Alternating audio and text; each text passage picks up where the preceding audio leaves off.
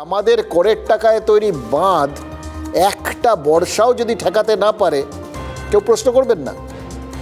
কিন্তু এই প্রশ্নটা শুনে সাবিত্রী মিত্র এমন রামায়ণ মহাভারত পাঠ করেছেন যে চারপাশে খালি বিপ বিপ বিপ বিপ শোনা যাচ্ছে, বাকিগুলো আর শোনার উপযুক্ত না।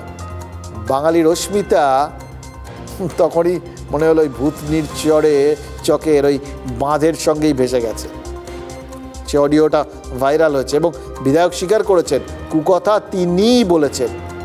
অবশ্য রাজনীতিকদের স্বীকার তো আজ স্বীকার করেছেন, কাল অস্বীকার করতেই পারেন। এটা কংগ্রেস এবং সিপিএম এবং বিজেপিরা, সিপিএম বিজেপির লোকরা রাজনৈতিক ফায়দা তোলার জন্য ওখান থেকে সমস্ত রকমের মানে 2-3টা বস্তা সরিয়ে লিকেজ করে দিল। দেখুন, যা শুনলেন তার থেকে একটা বিষয় তো আপনার আমার মতো সাধারণ মানুষের মগজে ঢুকে গেছে।